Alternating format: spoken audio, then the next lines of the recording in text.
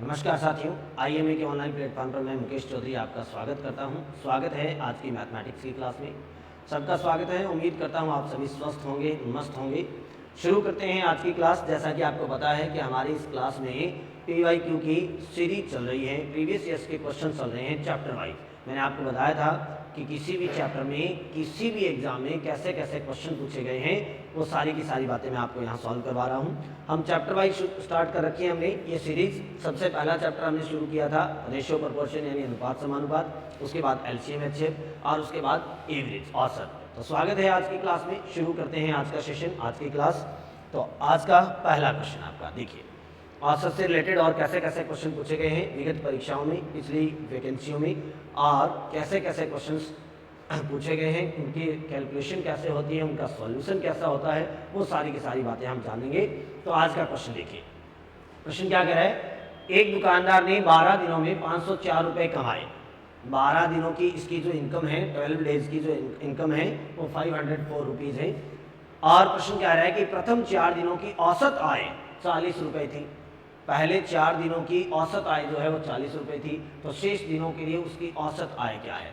तो बाकी remaining days जो हैं, शेष बचे हुए दिन हैं, उसके बीच में उनकी औसत आय क्या रही, ये आपको बताना है। तो ज़रा ध्यान से देखिए, 12 दिनों की कुल आय, प्रश्न का है 12 दिनों की कुल आय। तो 12 दिनों की कुल आय, 12 दिनों की कुल आय, तो 12 दिनों की कुल आय उसकी कितनी थी। तो प्रश्न ने कितने रुपए बताए हैं, 504 रुपये। 12 दिनों में उसने कितने कमाए, 504 रुपये। अब पहले 4 दिनों की बात करते हैं। तो प्रथम 4 दिनों का औसत, पहले 4 दिन का औसत, फर्स्ट 4 डेज का एवरेज। तो पहले 4 दिन का औसत कितना रहा। तो प्रश्न ने कहा पहले 4 दिनों का औसत जो है वो 40 रुपये रहा। अब औसत है 40 और दिन है 4। तो मैंने आपको बताया था कि जहाँ कहीं भी औसत दिखाई दे और संख्या दिखाई दे, तुरंत दोनों का गुणा कर देंगे ताकि योग आ जाए। तो पहले 4 दिनों का एवरेज यानी औसत जो है वो 40 रुपये है। तो कुल कितने कमाए, तो 4 दिनों का योग कितना हो जाएगा, कुल कितने कमाए। तो औसत 40 है और दिन है 4, तो 40 का 4 से गुणा करोगे 160 रुपये। अब 12 दिनों में उसने टोटल कितने कमाए हैं, 504। और इन 504 में से उस व्यक्ति ने 160 रुपये जो कमाए थे वो पहले 4 दिनों में ही कमा लिए। कितने दिनों में कमा लिए, 4 दिनों में। अब 504 रुपये उसकी टोटल इनकम है 12 दिनों की, और उसमें से 4 दिनों में 160 रुपये कमाए। तो शेष 8 दिन की, शेष 8 दिन की आय, तो अगले 8 दिनों में उसने कितने कमाए होंगे। तो 504 रुपये उसने टोटल कमाए हैं। इस 504 में से 160 रुपये पहले 4 दिनों की आय है। तो 12 दिनों की आय में से 4 दिनों की आय घटा दो, 8 दिन की आय बचेगी। तो 160 को 504 में से घटा दीजिए। 504 में से 160 को घटाओगे तो 344, कितना आ जाएगा, 344 रुपये। ये क्या आ गया, ये शेष 8 दिन की कुल आय आ गई है कि उसने 8 दिन में कितने पैसे कमाए हैं। 8 दिन की आय है 344 रुपये, लेकिन हमें क्या चाहिए, हमें तो चाहिए औसत। और औसत क्या होता है, राशियों का योग बटा राशियों की संख्या, sum of value upon sum of numbers. तो टोटल आय कितनी है, 344। और ये कितने दिनों में कमाए, 8 दिनों में। तो 344 को 8 से भाग दे दीजिए, डिवाइड कर दो। 8 चौके 32, बच गए 2, 8 तिया 24, 43 रुपीज़ यानी 43 रुपये। तो शेष 8 दिनों की जो आय का औसत था वो 43 रुपये था, 43 रुपीज़ था। Option number 4। उम्मीद करता हूँ अच्छे से सबको समझ में आई होगी बात। कर लोगे इस टाइप के क्वेश्चंस। एक बार फटाफट जो नए विद्यार्थी हैं वो चैनल को सब्सक्राइब कर दीजिए, और जिन विद्यार्थियों ने क्लास को लाइक नहीं किया है वो फटाफट क्लास को लाइक कर दीजिए। आगे बढ़ते हैं, अगला क्वेश्चन देखिए, और औसत से संबंधित कैसे कैसे क्वेश्चन पूछे गए हैं। अगला क्वेश्चन, एक नाव के 10 नाविकों में से 56 किलोग्राम भार वाले नाविक के स्थान पर नया नाविक आने से उसके औसत भार में 800 ग्राम की वृद्धि हो गई। अब देखिए, एक नाविक है जो 56 किलोग्राम वजन का था, उसका वेट कितना था, 56 केजी।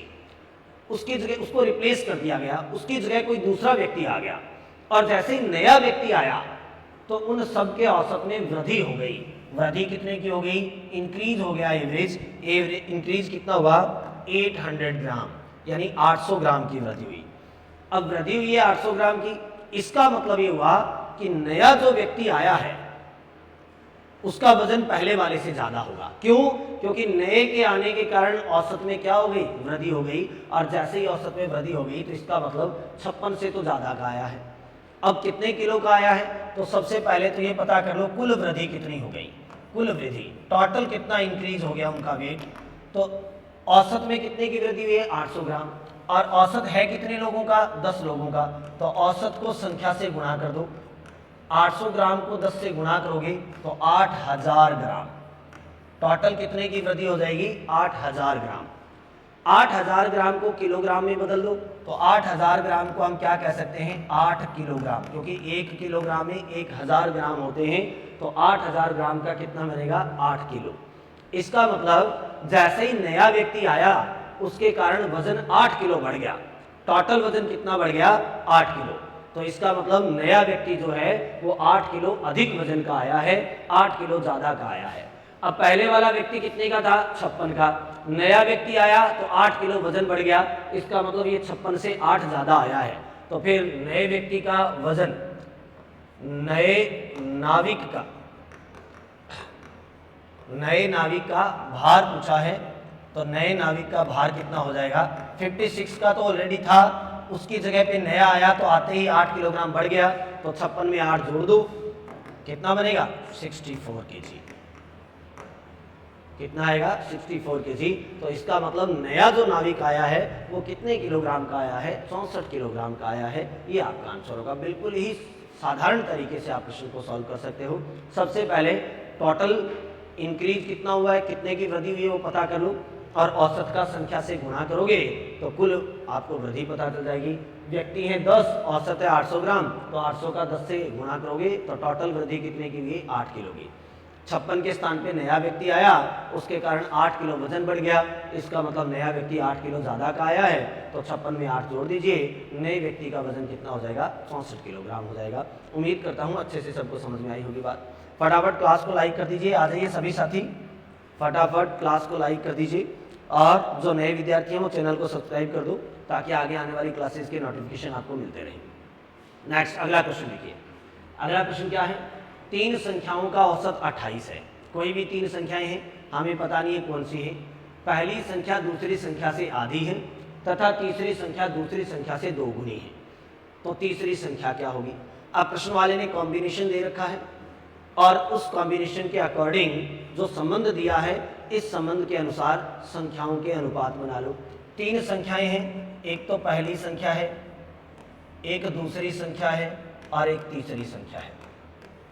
कोई 3 संख्याएं हैं। अब प्रश्न ने जो संबंध दिया है उनके अनुसार संख्याएं लिख लो। प्रश्न ने कहा पहली संख्या दूसरी की आधी है तथा तीसरी संख्या दूसरी से 2 गुनी है। अब पहली संख्या है वो इस दूसरी से आधी है, हमें पता नहीं है दूसरी कितनी है, तो दूसरी को 2 मान लेते हैं, क्योंकि इसका आधा करेंगे तो इसका आधा 1 हो जाएगा। तो हमने दूसरी संख्या को कितना मान लिया? 2। अब प्रश्न ने कहा पहली इसकी आधी होगी तो 2 का आधा कितना होता है? 1। इसका मतलब पहली संख्या 1 है। अब प्रश्न ने कहा तीसरी संख्या दूसरी से दुगनी है। ये जो थर्ड नंबर है ना, ये सेकंड से जस्ट डबल है। तीसरी संख्या इस दूसरी का 2 गुणी है, तो इस दूसरी का 2 गुणी है, तो 2 का दुगना कितना होता है? 4। इसका डबल कितना होगा? 4। तो ये थर्ड नंबर है, तीसरी संख्या है। जैसे ही तीनों संख्याओं का अनुपात आ गया तो प्रश्न ने क्या दे रखा है? औसत दे रखा है। औसत कितना दे रखा है? 28। प्रश्न ने औसत दिया है 28 और ये संख्याएं कितनी हैं? तो संख्याएं हैं 3। औसत का संख्या से गुणा कर दो, इनका योग आ जाएगा। तो इनका योग कितना? 28 का 3 से गुणा कर दो, 8 3 24 और 3 दूनी 6 और 2 8 84। इन तीनों संख्याओं का योग कितना होना चाहिए? 84 होना चाहिए। हमारे अकॉर्डिंग इन तीनों का सम जो है वो 84 होना चाहिए। यहाँ देखिए, अगर अनुपात के अंदर हमने पढ़ा है कि योग दिया होता है तो हम भी अनुपातों का योग करते हैं। अब प्रश्न वाले ने योग दे रखा है 84, तो हम भी इनका क्या करेंगे? योग पता करेंगे। हमारे अनुसार इन तीनों का योग कितना बन रहा है? तो इन तीनों को अगर जोड़ें तो 4 2 6 और 1 7 अनुपात। हमारे अनुसार इन तीनों का योग बन रहा है 7 अनुपात। प्रश्न वाला कह रहा है 84। इसका मतलब हमारे 7 अनुपातों का मान इनके 84 के इक्वल है। तो 1 अनुपात का मान कितना हो जाएगा? 84/7 12। जैसे ही 1 अनुपात का मान आ गया, किसी से भी गुणा कर दो, उसी की वैल्यू आ जाएगी। अगर आपको चाहिए पहली संख्या, तो पहली संख्या के पास अनुपात कितने हैं? 1। 1 अनुपात का मान है 12, तो इसका मतलब पहली संख्या 12 है। दूसरी संख्या अगर आपको चाहिए तो दूसरी संख्या के पास अनुपात कितने हैं, तो दूसरी संख्या के पास अनुपात है 2। 1 अनुपात का मान है 12, तो 2 अनुपातों का मान कितना हो जाएगा 24। अगर आपको चाहिए थर्ड नंबर, तीसरी संख्या, तो तीसरी संख्या के पास अनुपात कितने हैं, देखिए तीसरी संख्या के पास अनुपात है 4। 1 का मान 12 है तो 4 का मान 48 यानी 48। ये है वो तीनों संख्याएं।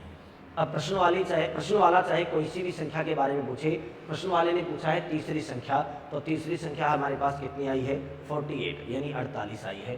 तो प्रश्न का आंसर क्या हो जाएगा, ऑप्शन नंबर 4 48, ये आपका सही उत्तर हो जाएगा। उम्मीद करता हूँ सबको अच्छे से समझ में आ रही होगी बात। चलो आगे बढ़ते हैं, अगला क्वेश्चन। फटाफट एक बार क्लास को लाइक कर दीजिए और जो नए विद्यार्थी हैं वो चैनल को सब्सक्राइब कर दीजिए।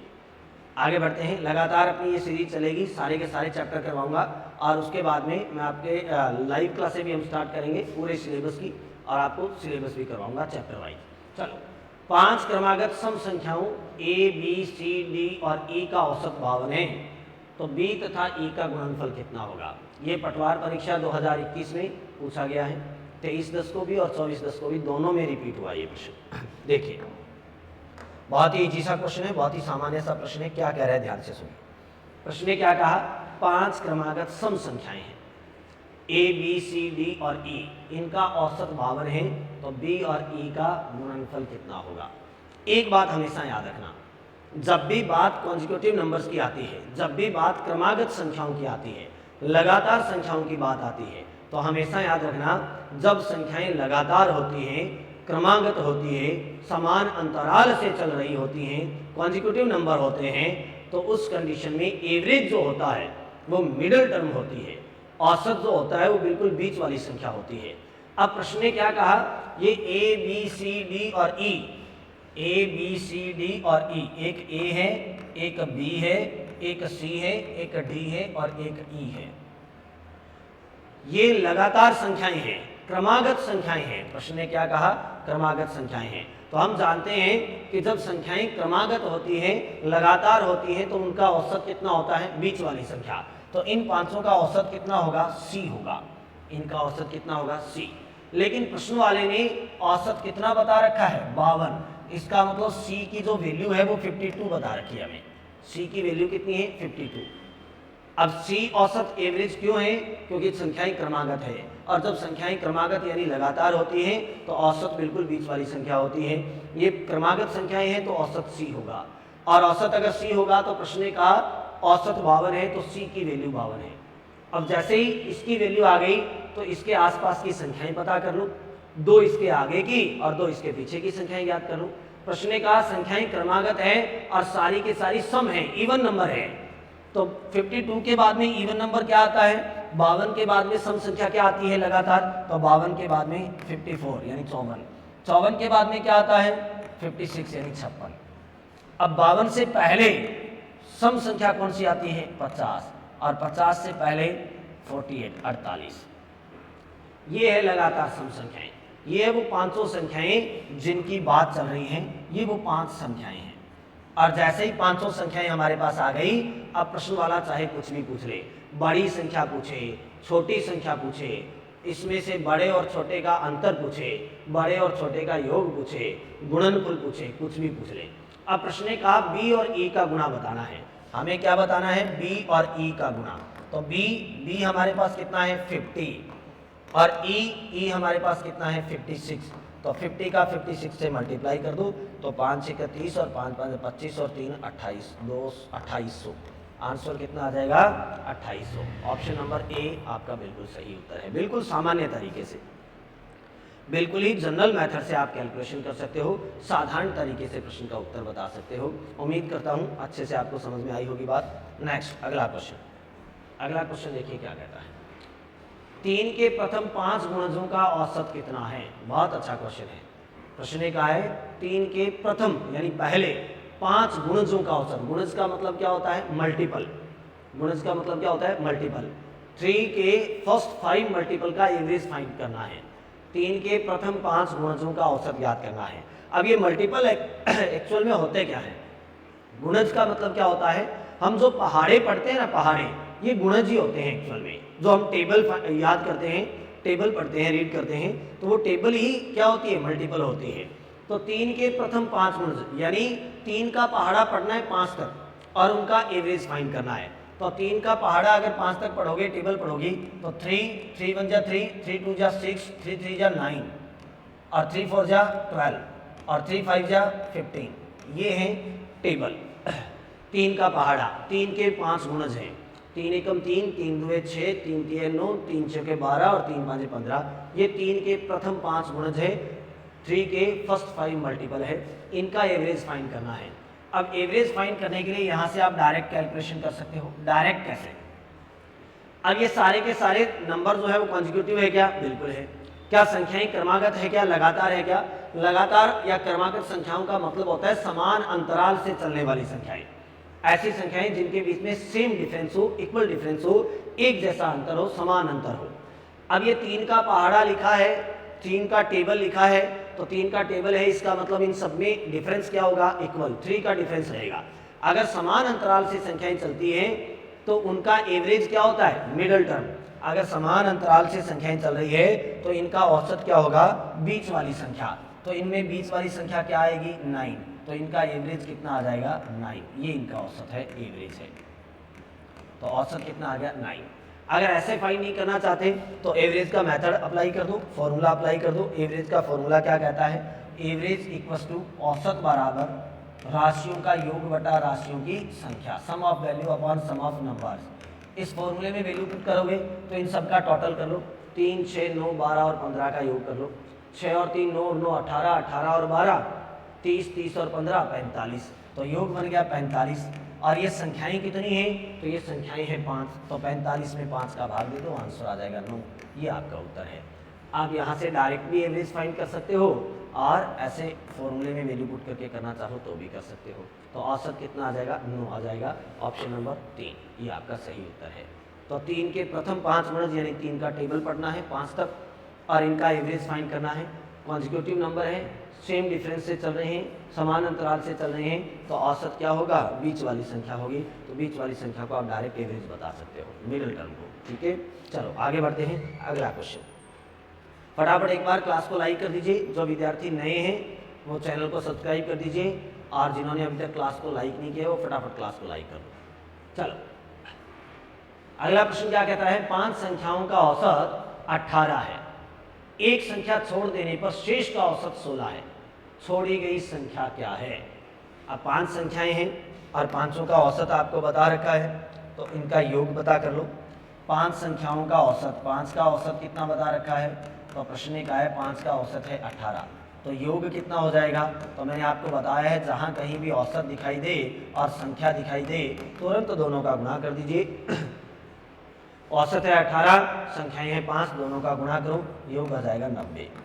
जैसे योग आ गया 90, अब प्रश्न में कहा है इनमें से एक संख्या छोड़ दो। जैसे ही एक संख्या छोड़ देंगे तो शेष संख्याएं कितनी बचेगी? 4। तो बाकी की संख्याएं बचेगी 4। इन बची हुई 4 संख्याओं का औसत, 4 संख्याओं का औसत, तो इनका औसत कितना आ गया? तो प्रश्न ने कहा औसत है 16। तो फिर इनका योग कितना हो जाएगा?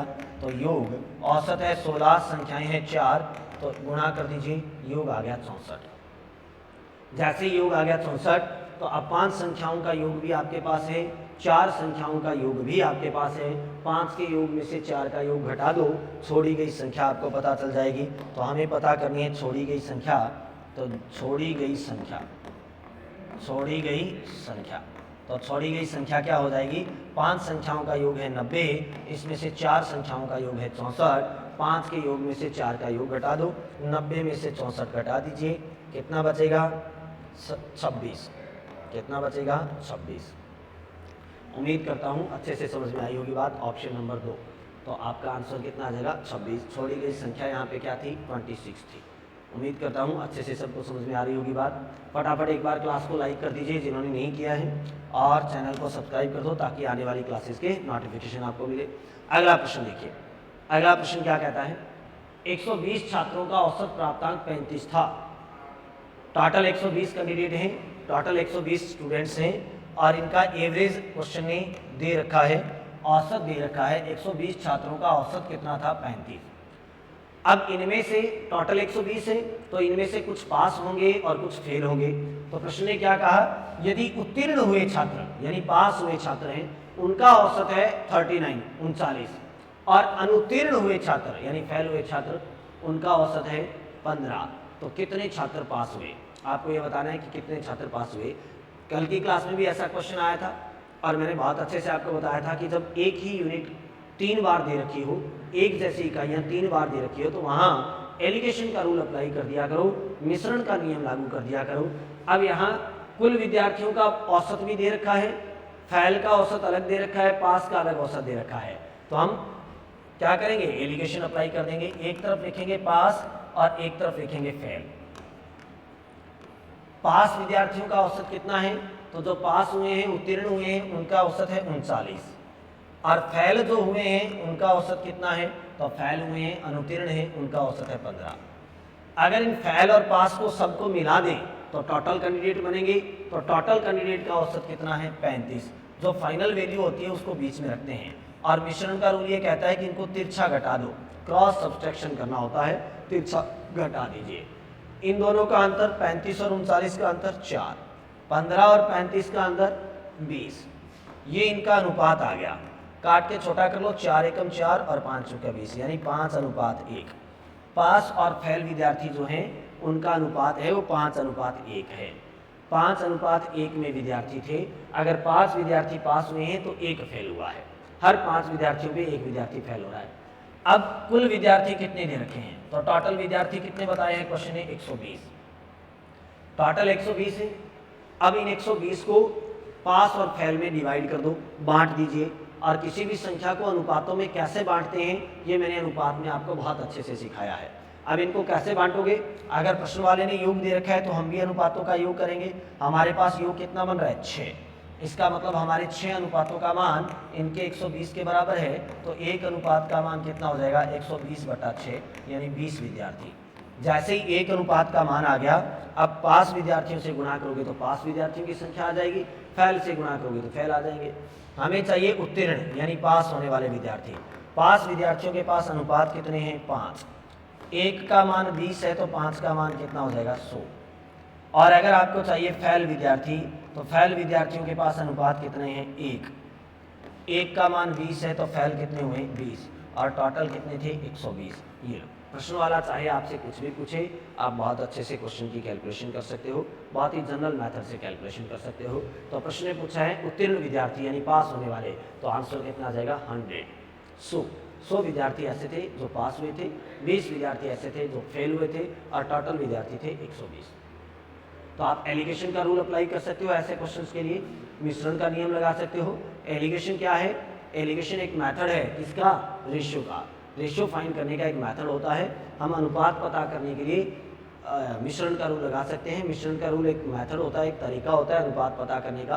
अगर अनुपात आ गया तो हम अनुपात के तरीके से प्रश्न की कैलकुलेशन कर सकते हैं इजीली, बहुत ही आसानी से। उम्मीद करता हूँ सबको अच्छे से समझ में आई होगी बात। अगला प्रश्न, फटाफट एक बार सभी विद्यार्थी जिन्होंने क्लास को लाइक नहीं किया वो लाइक कर दीजिए और जिन्होंने चैनल को सब्सक्राइब नहीं किया, नए विद्यार्थी हैं वो चैनल सब्सक्राइब कर दीजिए।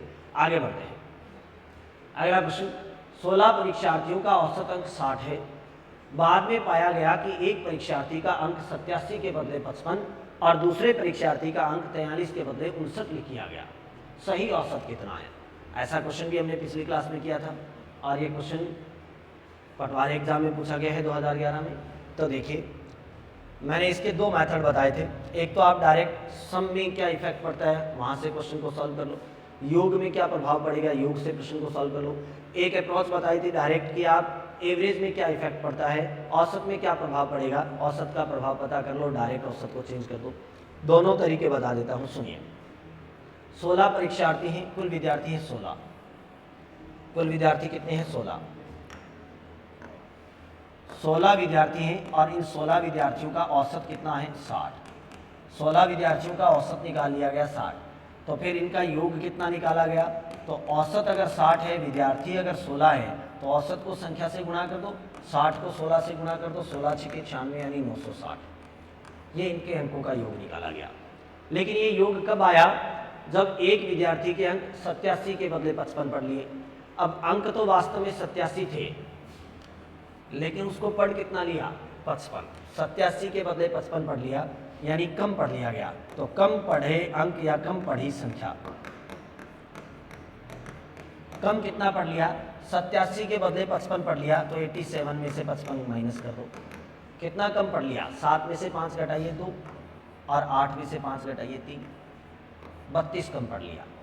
फिर उसने कहा कि दूसरा एक विद्यार्थी है, उसके अंक थे 43, लेकिन उसको 59 काउंट कर लिया गया, 59 पढ़ लिया गया, तो यहाँ ज़्यादा पढ़ लिया, तो अधिक पढ़ी गई संख्या, अधिक पढ़ी संख्या। कितना ज़्यादा पढ़ लिया, 59 और 43 में डिफरेंस कितने का है, अंतर कितने का है, संख्या तो 43 थी लेकिन 59 पढ़ लिया गया, तो माइनस कर दो, 9 में से 3 घटाइए 6 और 5 में से 4 घटाइए 1, 16 ज़्यादा पढ़ लिया गया। अब यहाँ देखिए, पहले उसने 32 कम पढ़ लिया, फिर 16 ज़्यादा पढ़ लिया, तो कुल प्रभाव क्या पड़ा, कुल प्रभाव क्या पड़ा, कुल प्रभाव की अगर बात करें, टोटल इफेक्ट क्या पड़ा, तो उसने 32 पहले कम पढ़ लिया और फिर 16 ज़्यादा पढ़ लिया, तो 16 तो कवर हो गए, तो प्रभाव क्या पढ़ लिया, क्या प्रभाव पड़ा, 16 की कमी हो गई, 16 की क्या हो गई, कमी, यानी 16 कम पढ़ लिया। कुल प्रभाव क्या पड़ा है, टोटल इफेक्ट क्या पड़ा है, उसने 32 कम पढ़ा, फिर 16 वापस ज़्यादा पढ़ लिया, तो 16 की क्या रह गई, कमी। अगर 16 की कमी रह गई तो सही योग कितना आना चाहिए था, सही योग, ये योग तो सही नहीं है क्योंकि इसमें 16 की कमी रह चुकी है, तो सही योग कितना आना चाहिए, जो 960 हमने ज्ञात किया है, इसमें 16 की कमी है, तो 16 इसमें वापस जोड़ दो ताकि सही योग आ जाए। तो 960 में अगर 16 को ऐड करोगे तो कितना बन जाएगा, 976, 976, ये सही योग आ गया। और जैसे ही सही योग आ गया तो आप इनका सही औसत ज्ञात कर दीजिए, और सही औसत अगर ज्ञात करोगे तो देखिए,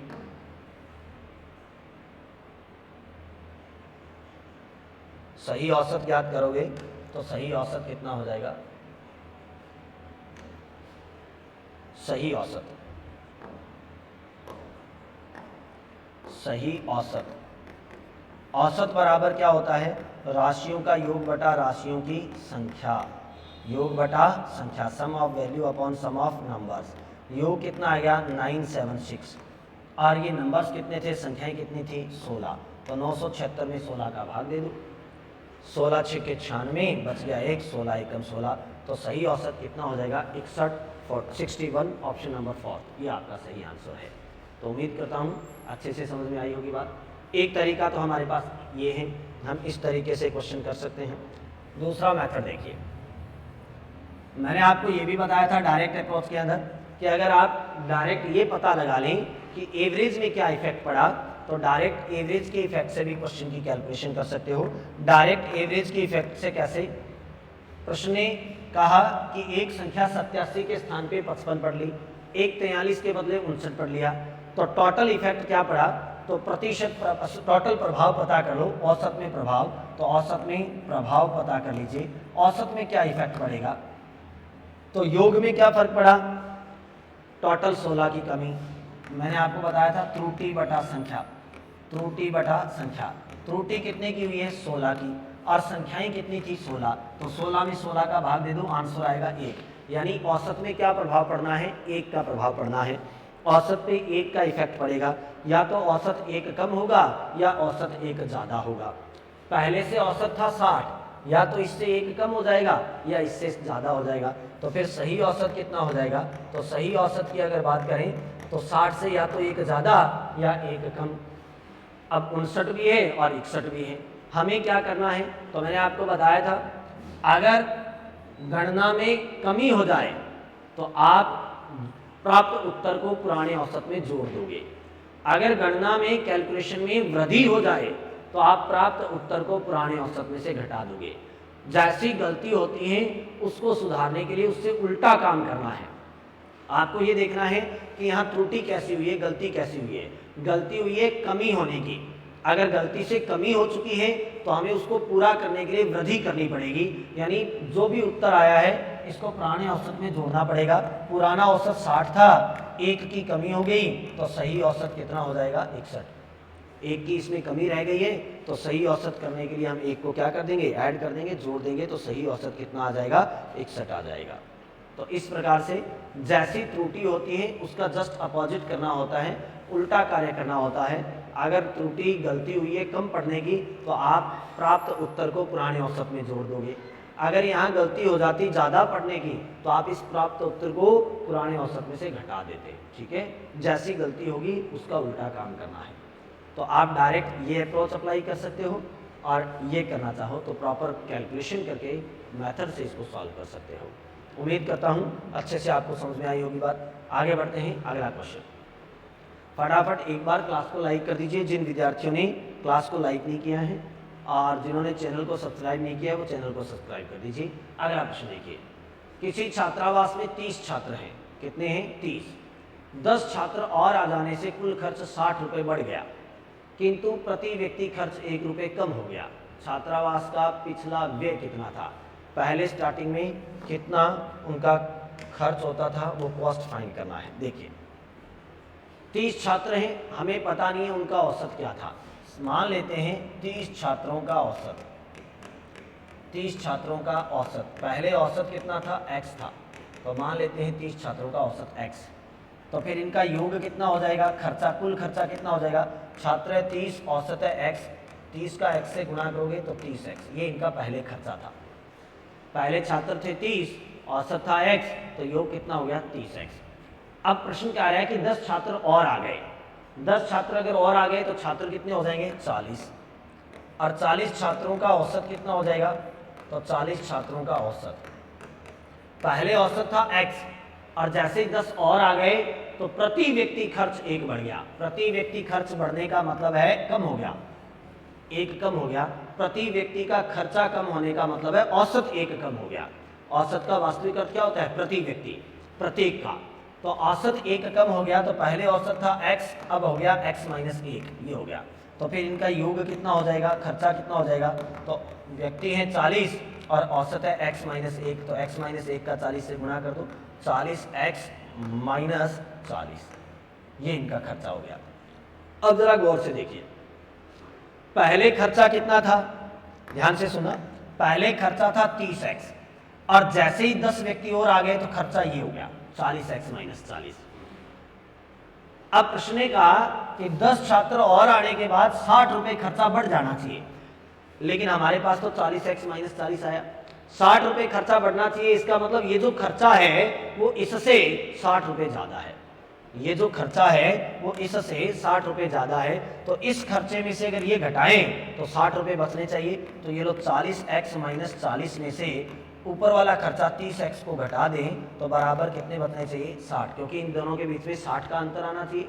जैसे ही 10 छात्र नए आए तो खर्चे में 60 रुपए की वृद्धि हो जानी चाहिए, यानी ये वाला खर्चा 60 रुपए ज़्यादा हो गया है इससे, तो इन दोनों के बीच में अंतर है 60 का। अगर इस खर्चे में से पहले वाला खर्चा घटाएं तो 60 बचने चाहिए। हल कर दो, माइनस 40 को उधर भेज दो, तो यहाँ 40x, यहाँ माइनस के 30x बराबर यहाँ 60 है। ये माइनस का 40 उधर जाएगा तो क्या हो जाएगा? प्लस का। सॉल्व कर दो, 40 में से 30 घटाओगे तो बचेंगे 10x। कितने बचेंगे? 10x बराबर 60 और 40 को जोड़ोगे तो 100। तो x बराबर कितना आ जाएगा? 100 बटा 10, यानी 0 से 0 कट गया। x का मान आ गया 10 रुपये। x का मान आ गया 10 रुपये। x हमने क्या मान रखा था? x हमने मान रखा था पहले का खर्चा। x क्या माना है? पहले का औसत। तो x पहले औसत था 10, लेकिन प्रश्न ने कहा है कि पहले का कुल व्यय बताओ। तो कुल व्यय यानी योग हमारे पास है 30 इंटू एक्स, एक्स का मान 10 है तो कितना हो जाएगा? 300 रुपये। पहले उनका खर्चा कितना होता था? 300 रुपये होता था। तो आंसर कितना आ जाएगा? ऑप्शन नंबर 1, पहले उनका खर्चा 300 था। यहाँ x का मान रखोगे तो 40x यानी 400 माइनस 40 तो 360 हो जाएगा। इससे 60 रुपये ज़्यादा हो जाएगा ये। ठीक है, तो x का मान रख दीजिए, जो भी वैल्यू आपको चाहिए वहाँ x का मान रख दो और कैलकुलेशन कर दो। अगर पुराना औसत पूछे तो 10, पुराना कुल योग यानी कुल खर्चा पूछे तो 300, नया औसत पूछे तो x माइनस 1 यानी 10 में से 1 घटा दो 9, नया खर्चा पूछे तो 40x माइनस 40, x का मान है 10 तो 40 का 10 से गुणा करोगे 400, 400 में से 40 घटाओगे 360। पहले 300 था, अब 360 है, 60 रुपये बढ़ गया है। ठीक है, उम्मीद करता हूँ अच्छे से सबको समझ में आई होगी बात। अगला प्रश्न, एक बार फटाफट सभी क्लास को लाइक कर दीजिए और चैनल को सब्सक्राइब कर दो। अगला प्रश्न देखिए क्या कहता है। यदि ए बी सी डी और ई सॉरी ई तथा एफ 6 क्रमागत विषम संख्याएं हैं, तो इनका औसत क्या होगा। देखिए प्रश्न ने क्या कहा, हमारे पास संख्याएं हैं A B C D E और एफ। एक है ए, एक है बी, एक है सी, एक है डी और एक है ई और एक है एफ। ये 6 क्रमागत लगातार कॉन्जिक्यूटिव ऑड नंबर है, लगातार विषम संख्याएं हैं। और प्रश्न ने कहा कि इनका एवरेज फाइंड करो, औसत याद करो। देखिए अगर ये लगातार विषम संख्याएं हैं तो हम जानते हैं कि जब भी संख्याएं लगातार होती है, क्रमागत होती है, तो उनका औसत हमेशा बीच वाली संख्या होती है। तो इनका औसत कितना आएगा, बीच वाली संख्या। अब इनके बीच वाली संख्या देखें तो 2 इधर छोड़ दो और 2 इधर छोड़ दो, बीच में संख्याएं कितनी आ गई, 2। कोई सिंगल नंबर नहीं आया, कोई अकेली संख्या नहीं आई, 2 संख्याएं आ गई। अगर 2 संख्याएं आ गई तो इनका औसत जो हो जाएगा वो कितना हो जाएगा, यहाँ लिख देता हूँ। औसत जो होगा वो कितना हो जाएगा, 2 संख्याएं इकट्ठी आ गई तो दोनों को जोड़ के 2 का भाग लगा देते हैं। अगर कोई अकेली संख्या होती तो वो औसत हो जाता, लेकिन यहाँ तो संख्याएं 2 आ गई एक साथ, 2 संख्याएं आ गई तो दोनों को जोड़ के 2 का भाग लगा देंगे, इनका औसत आ जाएगा, एवरेज आ जाएगा। तो C + D बटा 2। लेकिन ऐसा ऑप्शन तो कहीं दिख नहीं रहा है, तो फिर अब क्या किया जाए।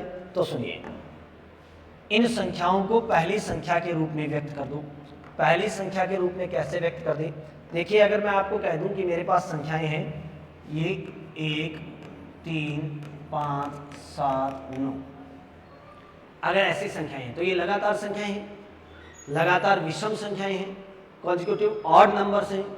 और अगर कॉन्जिक्यूटिव ऑड नंबर्स हैं, लगातार विषम संख्याएं हैं, तो इन सारी संख्याओं को हम चाहें तो पहली संख्या के रूप में व्यक्त कर सकते हैं। अब अगर कॉन्जिक्यूटिव ऑड नंबर या इवन नंबर होते हैं, अगर लगातार सम संख्याएं या विषम संख्याएं होती हैं, तो हमें पता है लगातार सम या विषम होने पर उनमें अंतर कितने कितने का होता है, 2-2 का। उनमें 2-2 का डिफरेंस होता है, इक्वल डिफरेंस होता है। अब इनमें सब में कितने कितने का अंतर है, 2-2 का अंतर है, क्योंकि लगातार विषम संख्याएं हैं। अगर ये लगातार सम होती तो भी 2-2 के अंतर पे चलती। अब अगर इसमें पहली संख्या 1 है तो दूसरी संख्या 2 के अंतर पे होगी, तो 1 में 2 जोड़ेंगे तब ये 3 बनेगा, तो इसको 1 + 2 लिख सकते हैं। ये 5 है तो यहाँ 2 का अंतर, यहाँ फिर 2 का अंतर, टोटल 4 का अंतर आ जाएगा, तो 1 + 4 हो जाएगी। ये 7 है तो 1 + 6 हो जाएगा, क्या हो जाएगा, 1 + 6 हो जाएगा, तो यहाँ 1 + 6। ये 9 है तो 1 + 8, देखो 2-2 का अंतर कर दिया मैंने क्या कर दिया है, 2-2 का अंतर कर दिया है। पहली संख्या 1 है तो अगली संख्या 2 बढ़ जाएगी, उससे अगली संख्या फिर 2 बढ़ जाएगी, फिर 2 बढ़ जाएगी, फिर 2 बढ़ जाएगी। यानी हमने सारी संख्याओं को पहली संख्या के रूप में व्यक्त कर दिया। ये काम हम यहाँ भी कर सकते हैं। अब प्रश्न ने कहा कि संख्याएं A B C D E और F है, हमें पता नहीं है संख्याओं की शुरुआत कहाँ से होगी, 1 से स्टार्ट करना है कि 3 से करना है कि 5 से करना है कि 7 से करना है, नहीं पता। लेकिन ये तो पता नहीं कि फर्स्ट नंबर क्या है, पहली संख्या क्या है, A। तो हम इसको शुरुआत A से करें कि फर्स्ट नंबर A है, तो सेकंड नंबर हमारा क्या हो जाएगा, A + 2 हो जाएगा। 2-2 के डिफरेंस पे चलेंगे, विषम संख्याएं हैं तो 2-2 के अंतर पे चलेंगे। थर्ड नंबर हमारा क्या हो जाएगा, A + 4। अगला नंबर हमारा क्या हो जाएगा, A + 6। अगला नंबर क्या हो जाएगा, A + 8। और अगला नंबर क्या हो जाएगा, A + 10। ये है लगातार संख्याएं, सबको हमने पहली संख्या के रूप में व्यक्त कर दिया, A + 10। अब हमें चाहिए इनका एवरेज यानी औसत। थोड़ी देर मैंने पहले बताया था, अगर औसत निकालेंगे तो औसत क्या होगा, औसत बराबर राशियों का योग बटा राशियों की संख्या या बीच वाली संख्या, तो C + D बटा 2। अब C और D की वैल्यू पुट कर दो। C का मान कितना है, A + 4 प्लस D का मान कितना है, A + 6 अपॉन 2। सॉल्व करोगे तो यहाँ A आया 2 बार तो 2A प्लस 4 और 6 10 बटा 2। सॉल्व कर लीजिए, ऊपर वाली संख्याओं में 2 को कॉमन ले लो, यहाँ 2 से 2 को काट मत देना या 2 से 10 को काट मत देना, क्योंकि संख्याएं प्लस माइनस में हैं। जब संख्याएं प्लस माइनस में होती हैं तो उस कंडीशन में कटता नहीं है बल्कि कॉमन लिया जाता है। तो ऊपर वाली संख्याओं में 2 को कॉमन ले लो, 2 को कॉमन लोगे तो यहाँ क्या बचेगा, 1। 10 में से 2 कॉमन आ गया तो 2 का भाग दे देंगे तो क्या बचेगा, 5 और बटा 2। 2 से 2 काट दीजिए, आंसर क्या आ गया, A + 5। ये आपका आंसर आ गया। तो ऑप्शन A + 5, ऑप्शन नंबर 3 ये आपका सही उत्तर है। तो इन संख्याओं का जो औसत होगा वो कितना होगा, A + 5 होगा।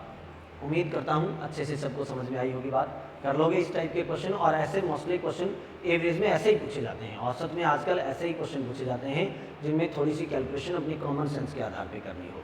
तो उम्मीद करता हूँ अच्छे से सारी बातें आपको समझ में आई होगी, क्लास अच्छी रही होगी। जिन विद्यार्थियों ने चैनल को सब्सक्राइब नहीं किया है वो एक बार सब्सक्राइब कर दो, क्योंकि आगे हम पूरा सिलेबस भी लाइव क्लास में स्टार्ट करेंगे, पूरा सिलेबस करेंगे ताकि आने वाली क्लासेस के नोटिफिकेशन आपको मिलते रहें। और जैसे जैसे हम आगे बढ़ते जाएंगे तो सारे के सारे चैप्टर मैं करवाऊंगा PYQ के रूप में कि पीछे के कंपटीशन एग्जाम में किस चैप्टर से कैसे क्वेश्चन पूछे गए हैं। तो उम्मीद करता हूँ आज की क्लास आप सबके लिए बहुत अच्छी रही होगी, अच्छे से सारी बातें समझ में आई होगी। तब तक के लिए धन्यवाद, मिलते हैं अगली क्लास में। नमस्कार, जय हिंद, जय भारत।